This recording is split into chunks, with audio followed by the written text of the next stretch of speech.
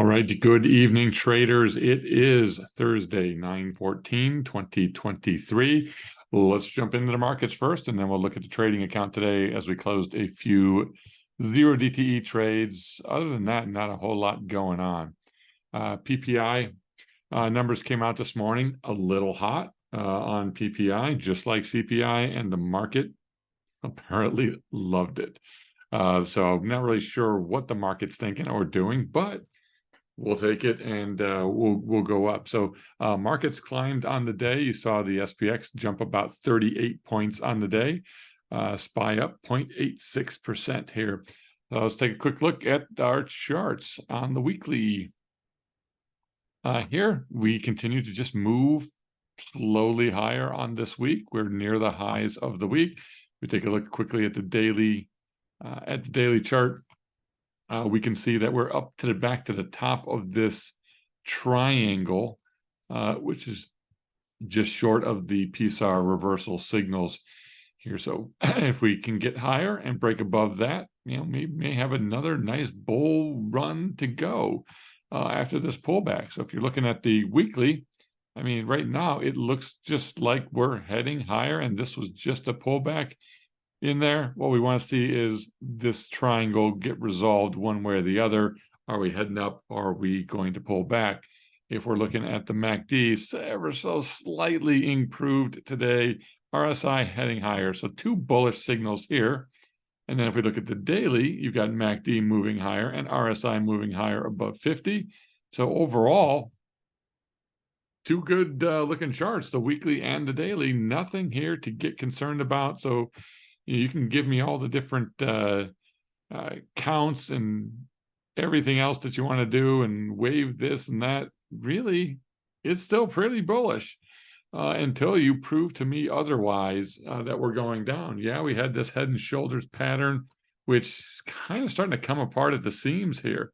The left shoulder here, right shoulder was higher, and we don't seem to be coming down on this right shoulder. It can still happen. We'll see what happens. I'm not calling for some next great giant bull run, but things still look fairly bullish on SPY. So I wouldn't change a thing that you were doing. If we're taking a look at the Qs, we did break this triangle. I'm going to remove this off of here. So now we really just have this uptrend that we're in overall here. And I really don't even want to keep this channel on. It's just too much junk that we have. So you saw this particular part from the left shoulder, and I'm going to really extend this out. Let's see where this lands when we take a look at it, and boom, it lands exactly at this uptrend line and exactly where we bounced. So the left shoulder, which was a pivot level, we used it. We hit that as a high. Okay. Then back here, we hit that as a high one day. Then we reversed. We banged off of it before we went lower on a session. Then we went back through it, came down, tested it, and now bouncing off of that. So I think it's a pretty valid support line that's in there. We'll see what happens. But if we're looking at internals, and again, I rely a lot on just the MACD and RSIs, which I know maybe overkill for some of you. I'm just keeping it simple. MACD moving higher on the week, moving higher on RSI, RSI moving higher on the daily, and MACD moving higher on the daily chart. So again, all systems are go. Again, I'm not saying we're going to rocket to some new all-time high tomorrow, but things look pretty bullish on the Qs as well. And then let's look at Mr. IWM and see what this looks like as we zoom in a bit.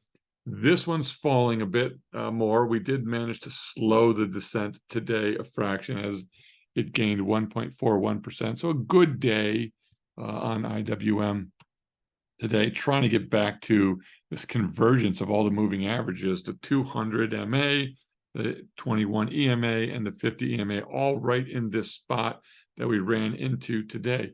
If we can get back above those, it's bullish. If we're looking at the daily for some insight into that, it did reverse a bit today on the MACD, RSI moving higher. Let's see if we get any follow through. We really haven't had a whole lot of direction move, and look at these Bollinger Bands, how tight they're starting to get inside of the Keltner channels. So we are definitely in a squeeze kind of forming here. So I think when we look at this, you got to be aware that one way or the other could make a decent move. But overall, I like it here. We are sitting at a 47.5% on our strangle. So I expect that strangle will probably come off in the next session or 2 or 3. So we should close another winning strangle out there. Taking a look at some other things happening, the VIX back down to 1282 today, back down to the lows that it's hit. So this VIX is about as low as it has been. I don't know if we can get any farther back on this thing, but if you can go back a long way and you don't have a VIX this low. 1282 is about as low as it's been since June. But prior to that, I mean, you've got to go back a couple years to find that VIX. In fact, if we pop open a weekly chart here, I can't even see it going back into 2020. We'd have to go back even further. Let's see what the time frame. Let's pull a 4-year time frame out back to this, and really this is where COVID hit. But this is the last time that it was down in this range. Was around February of 2020. So right before the COVID crash, this is when VIX was this low. Is that ominous? Don't really know, but you rarely see a VIX this low. We've been here a couple times this year, but you got to go back almost 3 years, almost 3.5 years to see a VIX this low. Volatility just does not exist anywhere. Looking at the US dollar, we continue to march higher. Again, just another green week on the charts. Another move higher on the day-to-day. US dollar just getting higher and higher. We're getting close to oversold on the weekly. We're entering oversold on the RSI on the daily. But MACD is not really telling you that we're flipping over. It started to get weaker here for a couple days, and then today just reversed itself and rocketed higher after this little bit of a pullback. Still bumping up against the top of the Bollinger Band. So these Bollinger Bands are wide open and rising along with the 3 ATR here. So we have a lot of upside potentially to go. Dollar does not look to be taking a break anytime soon. And if we look at TLT, again, just another down day as this thing gets nowhere. I'm beating a dead horse by railing against it, so I'll leave that alone.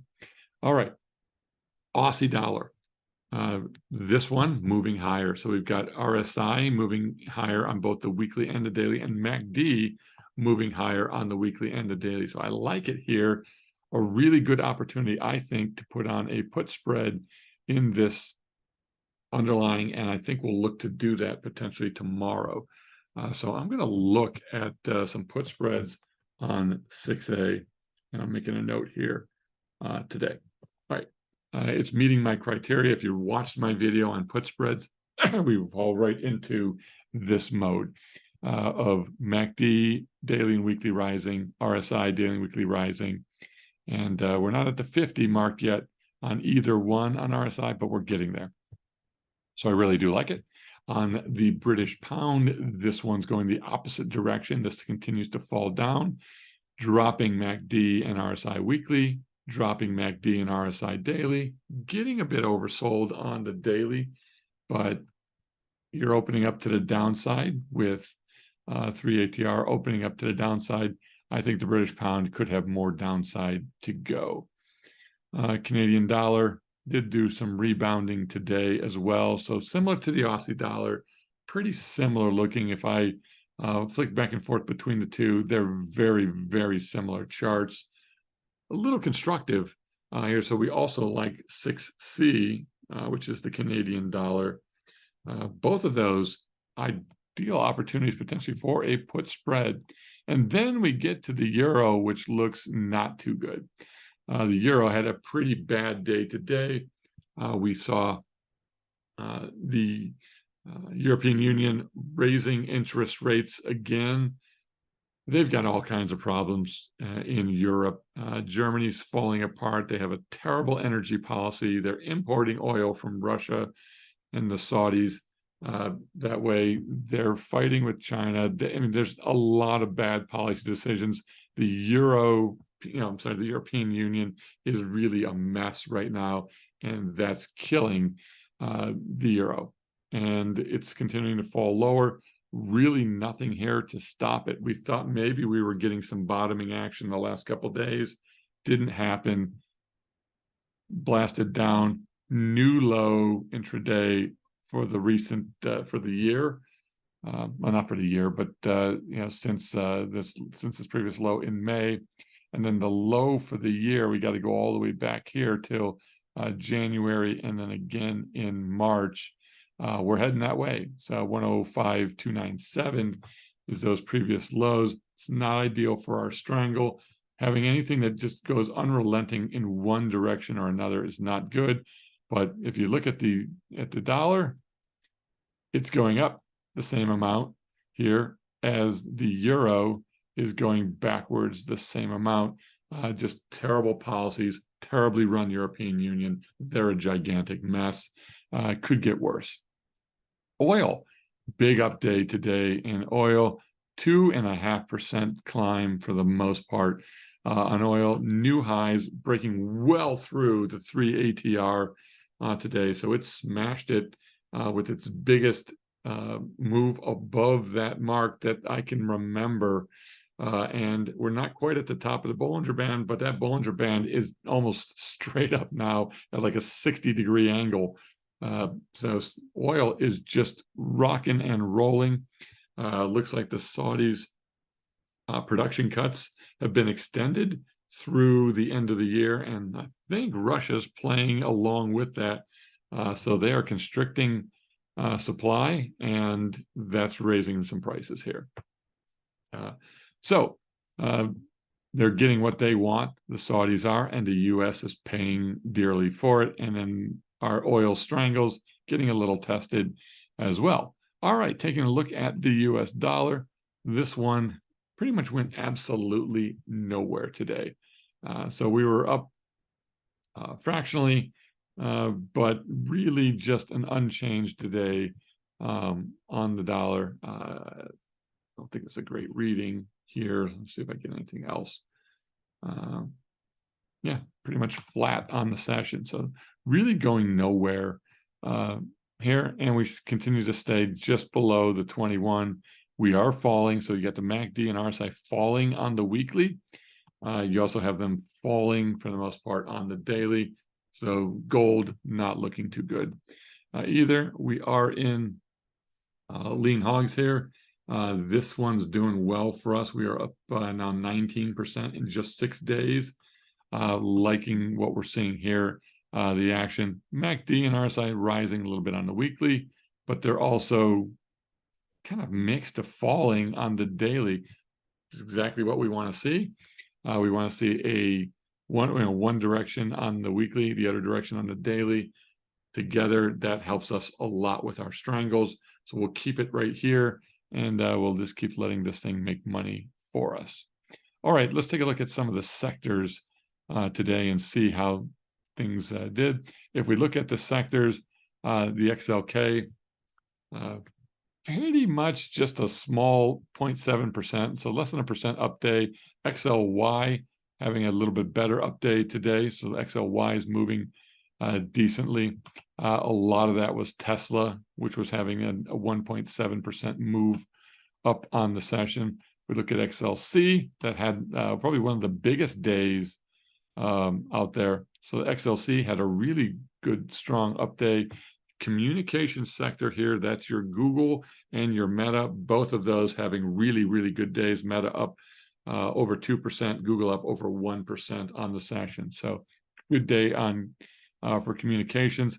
Energy also having a good day, moving up 1.17% on the session. So energy continuing its run and march towards new highs as oil is really driving that strongly. Now, on the financials here, the XLF, we had a decent day here as well, too, up 1% on the session. MACD and RSI are rising on both the weekly and the daily. We have broken through this downtrend here. So we'll remove that off, and we'll see, is there anything here that would give us a sense of where we might stop? And there really isn't. So I think you've got some good action here, and financials could continue to move higher, which is buoying the IWM or your Russell, taken care of by the financials. And then any other big movers, real estate up 1.82% today. Utilities up pretty nicely as well today. Utilities is having one heck of a week. So utilities have been up strong all week. And then we can also look at the XLB. So as we look at the XLB here, your materials, they're doing pretty well on the day, 1.4% up, looking pretty decent. So there's a couple opportunities in here. Unfortunately, a lot of these don't lend themselves well towards put spreads because there's just not enough juice and spread strikes in there, but we'll take a look tomorrow. And then Amazon just down fractionally. Apple up solidly today. So Apple stopping its slide by having a decent up day today. Microsoft having a decent up day today, continuing its move up. Looks good on the weekly as a reversal and moving higher, and it's looking decent on the daily. So I think you could potentially even look to sell potentially on Microsoft here. You can sell a credit spread. So I will make a note of that credit spreads may look decent here on Microsoft. Same thing on Meta, heading higher on all fronts. So Meta's another one. Google also moving higher, except you're getting a little oversold on the weekly, so I would stay away. NVIDIA just dropping this week.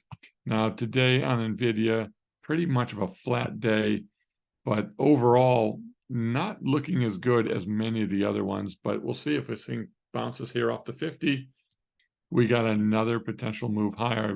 This is only a pullback. We are not in a downtrend on NVIDIA. And if we're looking at Tesla, this thing just continues to power higher. Gapped up a couple of days ago, been moving higher all week, having a strong move this week. And I think we're going to head back and try to retest this gap. So we're closing in on filling, I'm sorry, not retesting, filling this gap. MACD on the weekly rising, MACD on the daily rising, RSI on the weekly rising, RSI on the daily rising. Strong move, Tesla. I think here we can get rid of this downtrend line. No longer has any validity here. I think the only thing we'll look at is maybe do we go back down here, fill this gap. But to the upside, not really anything, in my opinion, that's going to stop this thing from moving back towards these highs. Can it come back down, retest, and move higher? Absolutely. I'm not saying it's going there in one session, but I think you want to fill this gap to 290 is the next step. So strong moves on Tesla. All right, let's jump into our portfolio today and take a look at what we did and how things worked out. All right, on the session today, Delta dropped a bit, 221, and you would expect that on a day where the markets are up about 1%. So our Delta is going to drop perfectly for us, 0.07%, nothing to worry about on our Delta. We're very Delta neutral, but slightly positive, so I like it. Theta, 924 on Theta, 0.3%, perfect, exactly where we want to be in this massively low vol environment. That's a pretty nice Theta for us. Netlick dropped a tad today, 304,276. Still, we are 1 day off of our new all-time highs and only 1,000 points off of that. BP usage jumped up a bit today, 185,885. Not really sure what caused that to move up, but overall not too bad. In the after hours here, that's actually a little bit lower than that. But overall, 61% BP usage, not going to argue with that. And if you consider that we've got 10% of our BP in BIL, then we're right at 51%. So we're almost perfect where we want to be on BP. So perfect on Delta, pretty much perfect on Theta, pretty much perfect on our BP. We are really running the portfolio exactly the way it should be run. And then we managed to close out $355 more today in some realized gains. We're up $3,000 for the month, and it's only the 14th of the month. So several weeks to go, and we have not even had a 112 really start to hit, and we've got that RTY strangle getting close. So we've got a couple things that are really coming due here, and we've also got some 6A strangles doing well. So lots of things happening here. We'll see what we close for. The only thing we got to watch out for is the euro strangle. We have got one down about 100%, so it's a 1x loss. We've got room to go, okay, but we can start to accelerate that if we don't see some kind of a break on the dollar moving higher and the euro moving lower. That's really causing us a little bit of discomfort out there. Otherwise, our ES strangles are doing really, really well. We are up 46% on one, so we should have one coming due, 40% on another, and 24% on another. So I would expect in the next day or two to be closing an RTY strangle, an ES strangle, and potentially 6A or some other strangles that we have working. So we're really looking for some great realized gains. We're already seeing it in our monthly net lick, which is up over $5,000, almost $6,000 on the month. We're up 2% this month alone. And let's take a look at the trades from today. 2 trades, both of them 0 DTE trades. And we'll give a little bit of an insight as to how we did that or why we did that. So we can jump maybe into our trades, and we'll take a look and see exactly what we did and how we did it. So the first one was an iron condor that we put on early this morning, looking at some of the GEX levels, looking at some of the areas where we felt we would be between really the 45.05 and the 45.90 areas, 45.95 even.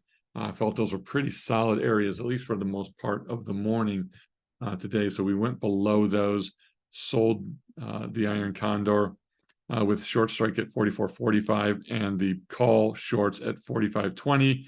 We put it on for 75 cents. And then we took it off for 35 cents. Could have let that thing run and we would have been fine all day, but I like to close these around 50%. We took out 53% of that, 240. I don't size these very big. It's just something to do when we see an opportunity out there, and I really felt today would be a pretty good flat day overall, and it really was a pretty good flat session that we saw out there. All right, we'll jump into a little bit more about that here in just a minute or so. And then later in the day, I put on an iron fly. So this iron fly went on around 2:55, almost 3 o'clock this afternoon, when I really felt 45.05 was a magnet all day that we would be there. We put it on for $6. I took it off for $4.95 when we started to move lower, and I couldn't really watch it. So a really small gainer at 115. However, SPX closed right at 44.85. I'm sorry, 44.85, 45.05 on the session. So we closed right dead in there. We pinned it. We just didn't leave it on. Would have been a pretty nice $600 gain had we left this thing running and not bailed out of it. There was really no reason to bail except I was busy, couldn't really watch it, didn't want to leave it on as we move sideways. So those 2 trades put on today, small, $355 we added, but hey, you do that every day and you're going to make some decent money through the week. So we've put on a handful of 0 DTE trades this week. So far, I think we've netted what 7, 8, 9, 10, about $1,500 in 0 DTE trades this week alone. We'll take it. We'll move on. All right, so there's where we are. Good day today in the market. We pulled out a little bit more cash. Portfolio sitting exactly perfectly where we want it to be positioned. We'll see how the markets go tomorrow. If we get any kind of a cooling off on this dollar and an increase in the euro, that's really going to expand our account significantly. But I expect some strangles to be coming off any time now. And we've also got a 112 in ES. We got the put debit spread that comes off tomorrow. But most importantly, our October long-term 112 trade is at 92% profit on the naked put. So we're nearing closing that off. That will net us around $2,800 when that one comes off. We have a couple others that are getting up there. We've got another one at 85% for October 31. So if both of those can come off this month, that's going to add about another $5,000 in realized income, but they're definitely contributing to the growth of our net lick. All right, guys, have a great rest of your evening. If you like this video, please click that like button for me. Go ahead and subscribe if you're not a subscriber. Go ahead and share this with others you think this might help. If our style of trading here and the way I'm trading strangles, 112s, managing portfolios, if that's the way you feel comfortable trading, which is not going to be ultra risky, there's no crazy strategies involved. We're simply just selling some options here. We're hedging a bit. We're maintaining our portfolio as opposed to worrying about individual trades and trying to hit 5, 6, 10 baggers or whatever the heck people are doing out there. We're not day trading. We are doing some zero DTE. But if you like this style of trading, go ahead and subscribe, follow us, and let's get some money going. Take care, everybody. Have a great rest of your evening. Bye-bye.